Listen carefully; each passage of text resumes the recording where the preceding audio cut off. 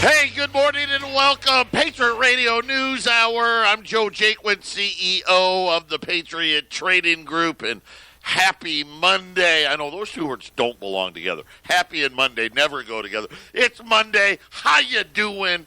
I was off for a couple of days. I was out watching my older son started his first college football game on a Thursday night. So my wife and I flew out there, had to fly right back so we could watch our younger son play Friday night.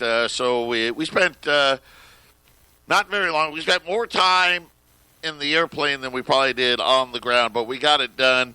Went wonderful, in case you were wondering. He played fantastic. The team won.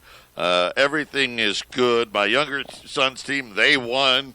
They're now ranked number one in the state in 5A here in Arizona. Congratulations to them. Are they the best team? Probably not. But are they the second best team? Probably. But anyway, 800-951-0592. That is the toll-free number. And I will tell you, obviously, a lot happened. I mean, I almost felt like I was in control of the markets, and when I took some time off, I was gone for 2 days. Great profit-taking happened in the gold and silver market, and that's how you want it. You want it just the way it happened. I'll explain that to you in a minute. The website at allamericangold.com, and it started with a tweet, a statement about the trade talks. Yeah, the Chinese are coming. Yep, they're going to come in October. And any time Wall Street rallies on that, in gold or silver sells off, buy more. Not Wall Street, buy more gold and silver. Because, trust me, this was not, the Chinese were not calling us for this meeting. Right? You understand, right? This was a made for Wall Street event. There's no real negotiating. Well, you know what? China did say, hey, listen, if you want to get rid of these tariffs, we'll buy stuff from you again. I mean, they keep saying that. I think a lot of people, and I'm not there yet, but I'm getting there, think that the president needs to make a deal if he wants to win the election. And I'm not there yet. But I don't know. It may be. It may be, which would be bad. Right? Because the only deal really would be, hey, we go back to the way it was. Right? I mean, we could get China to buy more stuff. That could happen. Right? And I've said that. I told you 2 years ago, right? China will be like, oh, yeah, well okay, we'll buy some more soybean, and we'll buy some pigs and some corn, and what else do you want? You know, we'll buy a little bit of this, a little bit of that. But other than that, that's all there is. Now, inside of all of that, and again, okay, so that started it. And then you had, it was Jobs Week. You had the ADP number, which is a survey number that is not actually, it's not even worth the paper it's printed on. That one came in, you know, I don't want to say real good, but better than they expected. But then on Friday, we got the actual jobs number from the government. It was horrible. And I know, well, wait a minute, no, they said on TV it was okay. It was 130,000 jobs. Well below expectations. But then they said, hey, you know what? A large chunk of that was temporary work for Census Bureau. Because, you know, we're getting ready to start the people, I guess, I don't know, they knock on doors or call you on the phone or what they end up saying as far as how many people live in your house and all this other stuff, right? So we got the census coming up. If you took out the census workers, the number, it's hard to say. Private sector was only 96,000. So the other 34,000 was government. How much of that was sent? Because the government hires some, right? So, was it 110,000? Something like that. So let's say between 100 and 110,000 jobs. That was it. Then they went back to the prior 2 months and took a bunch of jobs away from those months. So we went from an economy a year ago that was posting, on average, 230,000 jobs a month. Then we found out 60 days ago or so, hey, you know what? We were a little off on that 230 number. We need to take 50,000 away every month. We kind of overestimated in 2018, so that brought it down. Okay, fine, whatever. And they had some big reason because, again, why not just use the actual data? It's there. It can be done.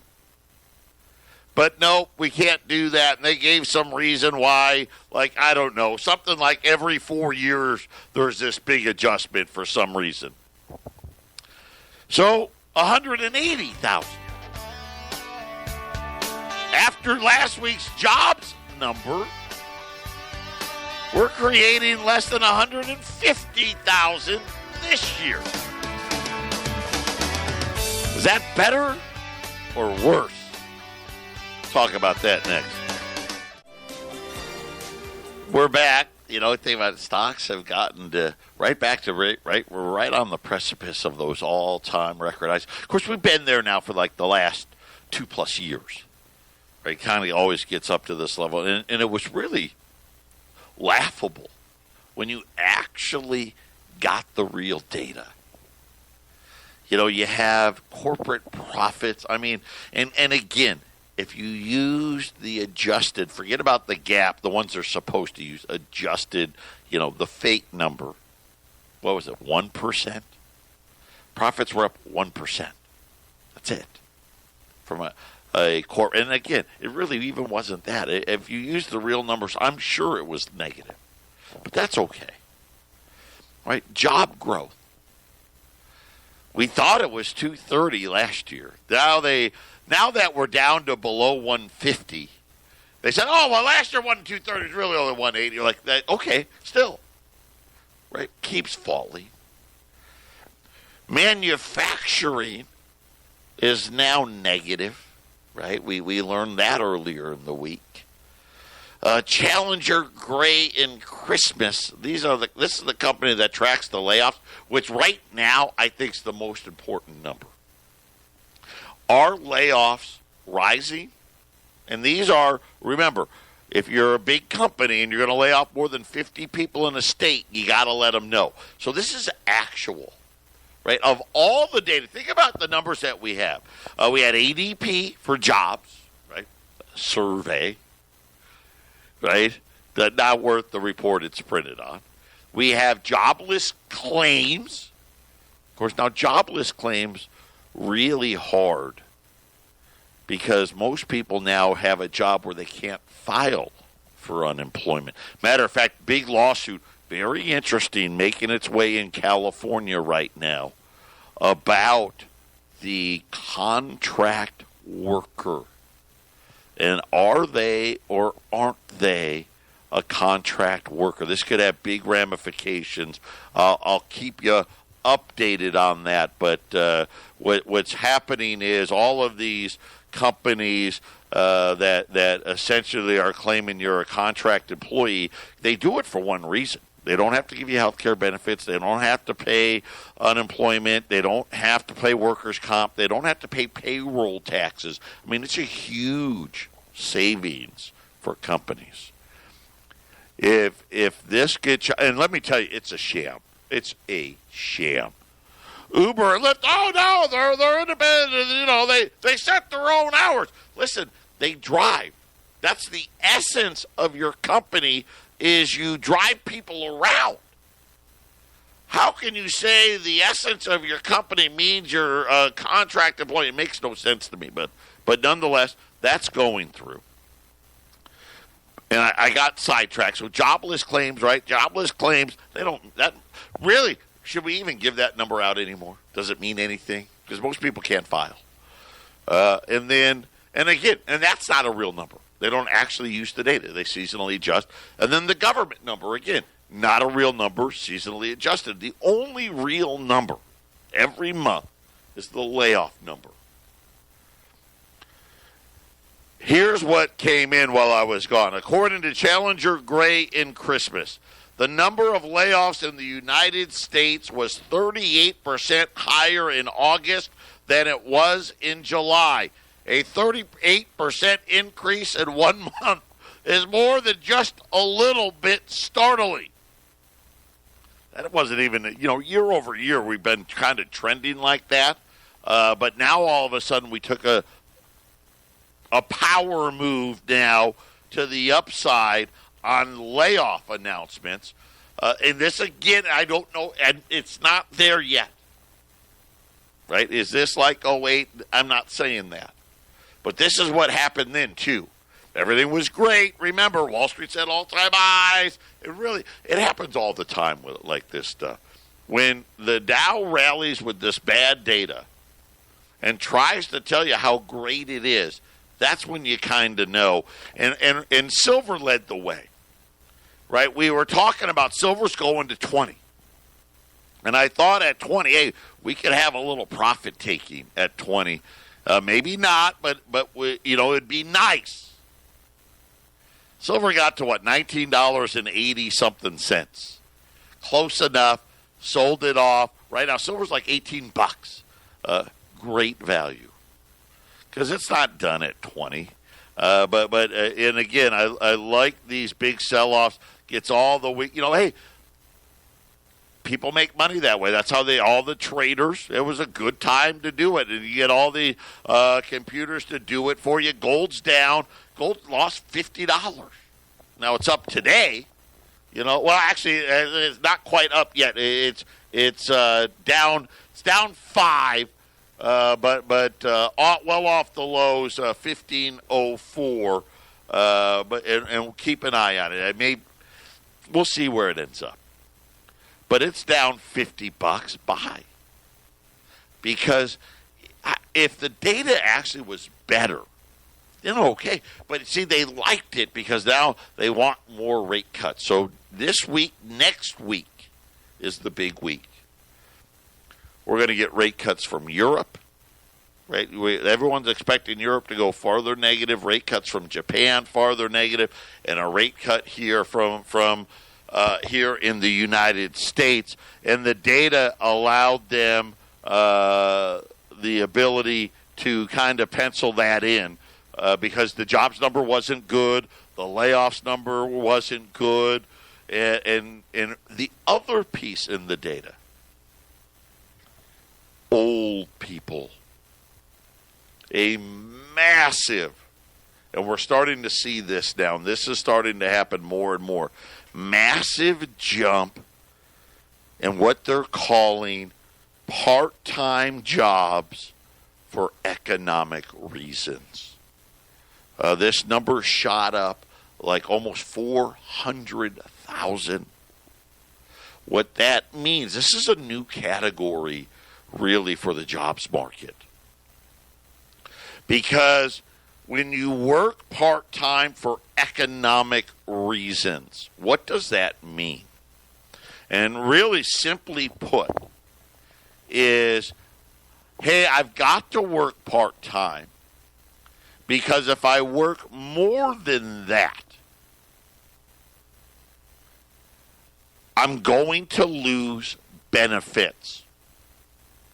Right? So this is primarily, this is going to be older people already collecting Social Security. There are very strict laws, and it really isn't about hours, right? It's about dollars. And of course, like all archaic systems designed to fleece you.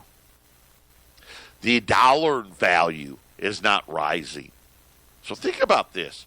20 years ago, you could work X amount of hours up until, and let's just say the number was 20,000, right? Hey, if you're on Social Security, you cannot earn more than $20,000 from a job and get your full benefits. So a lot of people would what? I'd work part-time. Here's the problem. That dollar value, it's not like it's going up, right? Because $20,000 20 and 30 years ago was a whole lot different than $20,000, $30,000 today. So now you have a massive wave of these older people, and they're only working 15 or 20 hours because they can't work more than that. Can't make it. It's a dollar value number.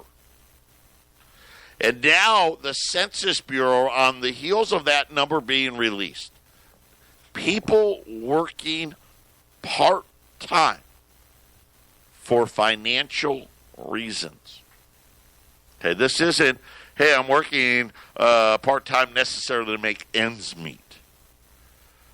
This is, I only can work part-time. Right, and same thing with and I'm not sure on this one, and I'll try to find the answer. But this may be in a lot of states also for welfare assistance, and a lot of them there's state laws and federal laws there as to can you make some money and still get benefits and whatnot. We're seeing a big rise in these numbers. The Census Bureau, right on cue. The Bureau of Labor Statistics, which I think the Census Bureau works under, projects that the job market over the next 10 years, they released these just the other day when the jobs number came out. They say that over the next decade, the U.S. workforce is likely to see a tsunami of elderly workers. Now, one of the things you saw, because I saw it, them bragging about, look at how many people are having jobs. We got 158 million people working. Almost all of the increase in people working is coming from one age demographic, and you guessed it, old people. The share of workers over the age of 75. Now, my mom's 74. She still works. Yep, still out there, and it's not for financial reasons, right? She just she volunteers at the food bank. One of her cousins owns a laundromat. She goes, helps out there. But, I mean, it's not a lot, but yeah, she's going to be one of these people. Is projected to grow from 1.8 million people in 2018 to over 4 million people in the next decade. That's going to be over 100% increase. And if you take the people 65 and older, now all of a sudden you're seeing, and let me give you the numbers, okay? So here's what they're saying. This is going to be the United States workforce over the next decade, according to the Census Bureau. And then when I give you these numbers, you decide whether or not you need to call me. 25 to 34. Okay? 25 to 34 years old. 0. That is going to be the percentage change of people working between the ages of 25 to 34. No increase. 35 to 44. the Census Bureau, or not the Census Bureau, the Bureau of Labor Statistics says this one's going to be up 14%. I'm going to tell you that's not going to happen. But okay, 14%. I guess we're going to get all these immigrants, illegals coming over, must be in that category. 14%. Now, the prime working years, 45 until retirement. These are the prime years. This is when you're supposed to make the most money. 45 to 54, down 1%. Probably going to be down a little more than that. 55 to 64, down 1%. 65 to 74, up 51%. 75 plus, up 105%. Is that economic prosperity? Or another sign of economic poverty being administered by our central banks? This is the Phyllis Schlafly Report, a daily broadcast from Phyllis Schlafly Eagles, and we're upholding the legacy of Phyllis Schlafly, grassroots activist, author of 27 books, and articulate voice for traditional values for more than 70 years. Now, here's the president of Phyllis Schlafly Eagles, Ed Martin. All the political pundits and the media elites have been spending a lot of their time talking about protecting and empowering women. Protesters carry signs around saying, "Believe women," when a Brett Kavanaugh comes under fabricated scrutiny. Yet all these outraged leftists seem to have forgotten that 2019 marks the 50th anniversary of a tragedy that ended the life of a woman who never got the chance to be protected, empowered, or believed. I'm talking about the 50th anniversary of Chappaquiddick. On that island, one of the most powerful men of the last half-century, Democrat Senator Ted Kennedy, apparently had a late-night tryst with an attractive young blonde who had worked for his brother. They left alone together on July 18, 1969, from a cottage where 6 young women staffers were brought to party with 6 married men, including Kennedy. This arrangement was the type of setup Me Tooers rightly complain about today. But not a word was said by liberals for the young woman who left with Ted Kennedy and ended up dead. Senator Kennedy repeatedly lied about the circumstances resulting in Mary Jo Kopechne's being found lifeless in a submerged car that Kennedy said he was driving. Kennedy never obtained help for her, did not timely report the accident to police, and did not even seem particularly bothered by it. Many feminists then and now seem just fine with Kennedy's conduct as they have been with Bill Clinton's. There was no justice for Kennedy's crime at Chappaquiddick. He avoided any jail time whatsoever. Instead, Kennedy reigned supreme over the Democrat Party for the next 4 decades. The media hype about gender issues is always so selective. The 50-year anniversary of a powerful Democrat evading justice for his role in the death of this young woman attracts none of the same attention that relatively minor accusations against Republicans and their conservative Supreme Court nominees receive. Everyone agrees, and should agree, that we need to have a real discussion about holding criminals accountable for their crimes against women. But if that's going to happen, and happen in a serious way, it has to be on an even playing field where all the criminals, no matter how powerful, are treated equally. This has been the Phyllis Schlafly Report with Ed Martin. Phyllis Schlafly Eagles are eagerly preparing for the 48th Annual Gateway Eagle Council to be held in St. Louis on September 13 to 15. Rally some friends for 3 exciting days of speakers, networking, and resourcing at the Gateway Eagle Council. Find details at phyllisschlafly.com. phyllisschlafly.com. See you there, and join us again for the Phyllis Schlafly Report. Well, just like that, the Dow is now negative. Dow, S&P, NASDAQ, they must be listening and going, whoa, what? Wait a minute. That doesn't sound like prosperity. Silver now, boom. Silver now higher for the day, 18.10. Silver's up 13 cents. Gold getting ready now. Gold going to be positive here probably in the next couple of clicks here. Down $2 at 15.07. 15.07. So we've had about now a $40 pullback in gold over our Thursday and Friday while I was gone. Tell you what I'm going to do. On Wednesday night, we had 20s at 1660. For the rest of the day or until they're gone, I've got 50 $20 Liberties at $1,600. So we've had a $40 pullback, and I'm going to take $60 off the price. So you're going to save some nice chunk of change here in the gold markets. Silver, nothing great, right? See, Silver Eagles, it is what it is. They're $4.35, or still cheaper. Listen, that's still a lot cheaper. I mean, think about it. Silver was almost $2 higher at $435. Rolls of dimes. We're going to do something. We'll do something on dimes for everybody.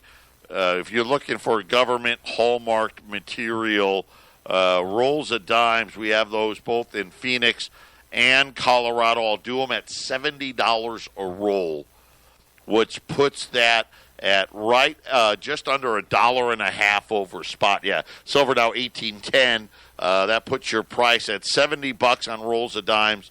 Put your cost per ounce $19.58. So you're like what, $1.48 over spot. So U.S. $20 Liberties, $1,600. Rolls of silver dimes. You get 50 dimes in a roll at $70 per roll at 800-951-0592. You know, you think about it, that puts the dimes. It's when silver goes back to where it was, you'd be buying it for less than you were able, what spot price was. You know, spot price late Wednesday, early Thursday was like $19.80-something, $19.88. So at $19.58, absolute steal, both on the silver and the gold at 800-951-0592. I had to laugh during the break. The IMF is saying, hey, listen, there's only one person to pick for the new head of the IMF. So those of you that don't know, the European Union gets to pick the head of the IMF. The U.S. gets to pick the head of the World Bank, okay? The current head of the IMF is going to now be the head of the European Central Bank. So don't worry, there's no collusion here.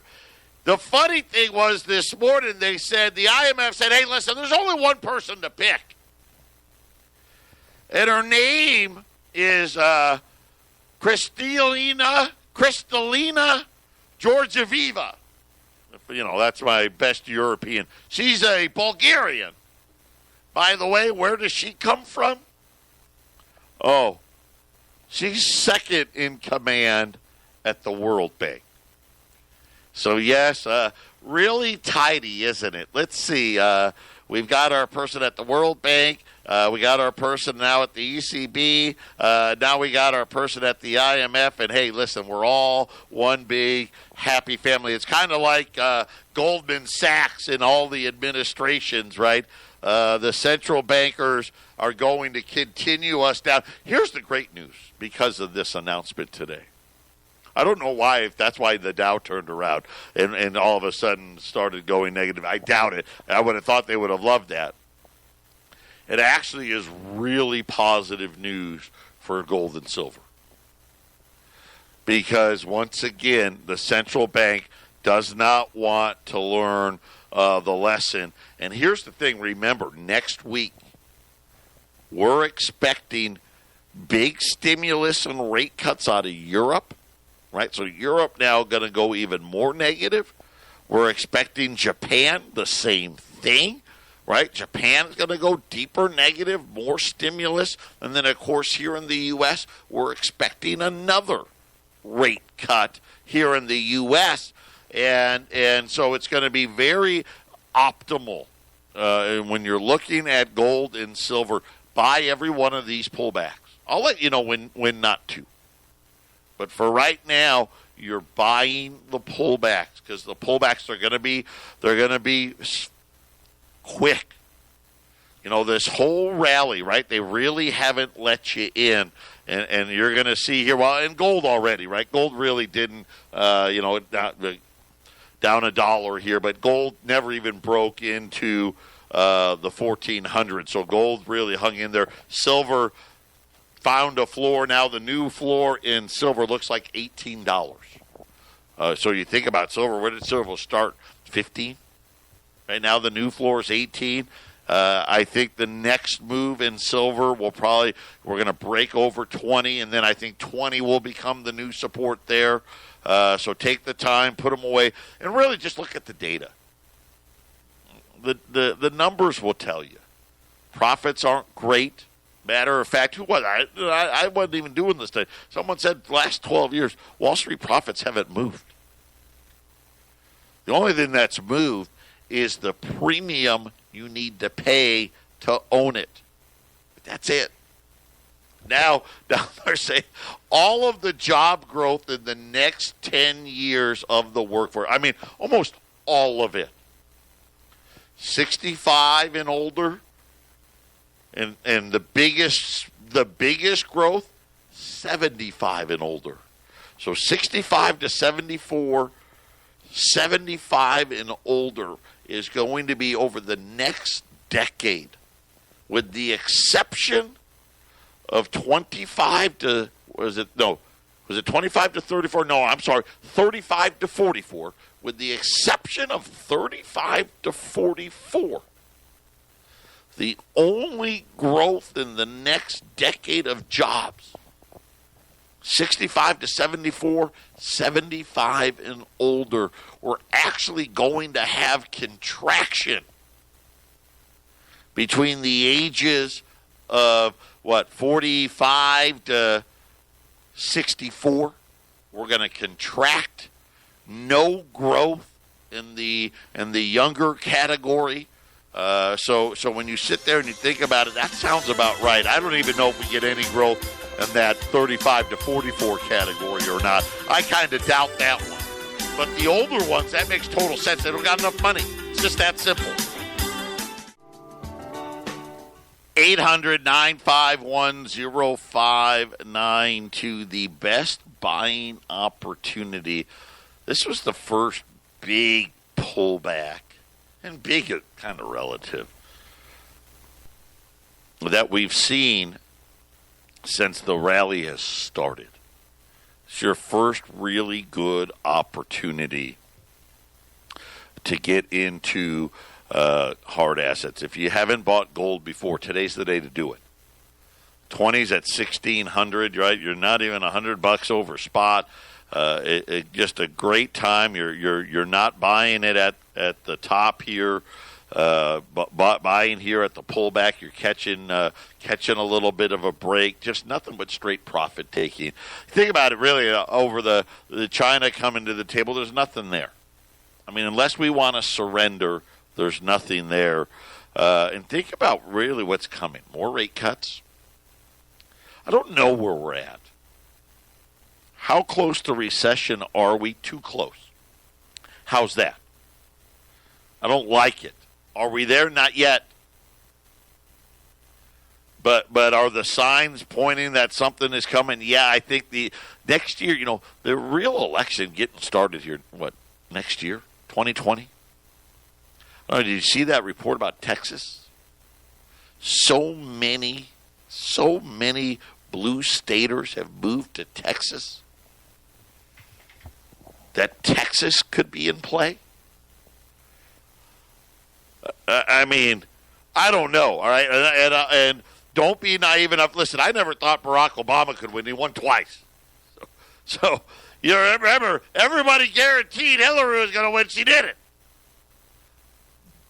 It is going to be a very, very interesting time. And remember, the central bank doesn't like to cut rates during an election year, which actually won't be helpful. So is it a good day to buy gold and silver? Absolutely. It's the best day to buy it. Like I said, this rally's been going on since, May?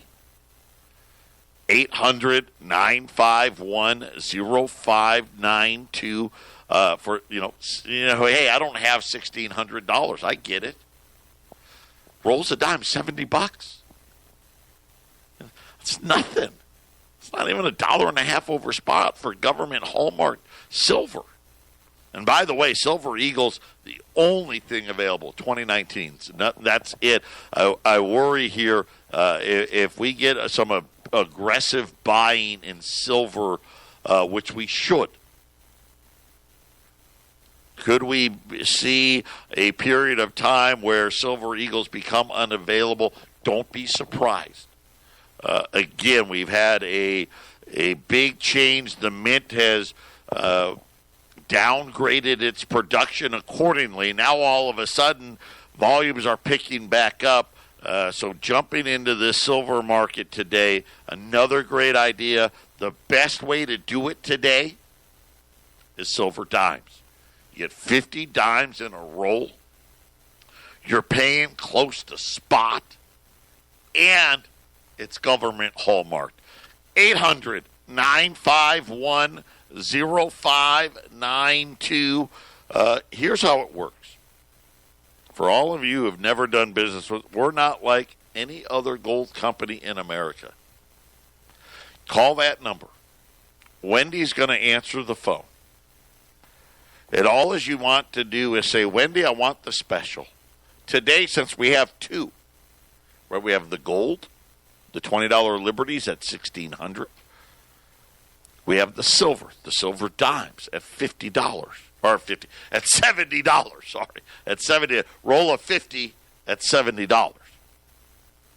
Wendy will say, which one would you like? You could say, I want the gold. You could say, I want the silver special. You could say, I'd like both. Her next question's going to be, how many would you like? And you just tell her, I want 1, 5, 10, right? I want 5 20s and 10 rolls of dimes. I want 120 and 1 roll of dimes. I want 10 rolls of dimes. I want 15 20s. Whatever it may be, you just tell her. And when you're done doing that, you know what she's going to do? She's going to tell you how much it was. Right now, if you're new, she's going to ask you stuff like your name, right, where you'd like us to ship, or do you want to pick up? We have offices in Phoenix and offices in Colorado, in Johnstown, up on the Front Range, north of Denver. Right? If you pick up, there is no shipping cost. If we need to deliver it to you, right, the most we charge for shipping is $35. That's it. That's the most. 1 roll of dimes, we'll charge less, obviously. But dimes, the silver's heavy. That's where they really whack you on shipping. But we'll do our best. We keep our shipping cost to a minimum. What about bait and switching you? Not going to happen. Right? We're not going to say, hey, buy this, call up now and get this product. And then you call up, hey, I want that special. And then they tell you, oh, why you don't want that? You want this. No, we don't do any of that. What about after you order? What's going to happen? How do I pay for it? Send us a check. If you want to put it on a credit card, we take all 4. Visa, MasterCard, American Express, Discover, we charge 2%. Which all of you out there got those reward cards. So I'm still getting hit on those. But I'm willing to do it for convenience. If you're going to pick it up, great, we'll call you. We do everything by appointment at both offices. We're not a coin store. People aren't going to know your business. You're not going to be in here doing business and other people giving you the stink eye. What's that guy doing? That doesn't happen. What about after? Right? We ship it. Once we have funds, if we need to ship it to you, we ship registered, insured, U.S. mail. We've been in business for over 23 years. Nobody ever, not once, has ever not gotten product. That's saying something. Patriot Radio News Hour, final segment coming up.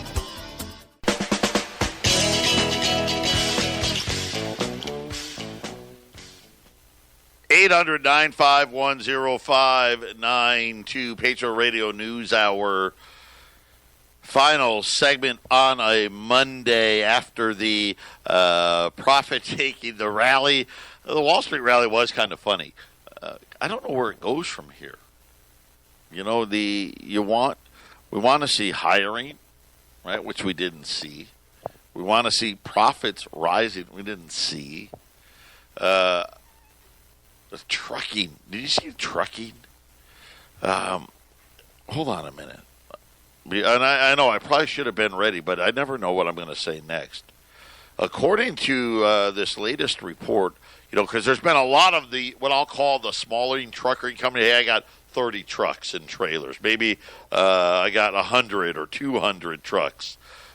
These trucking companies now, some Fox Business says the first half of 2019, 640 trucking companies have failed. That means more than 20,000 trucks have been pulled from the road. 2018 only saw 300 fail.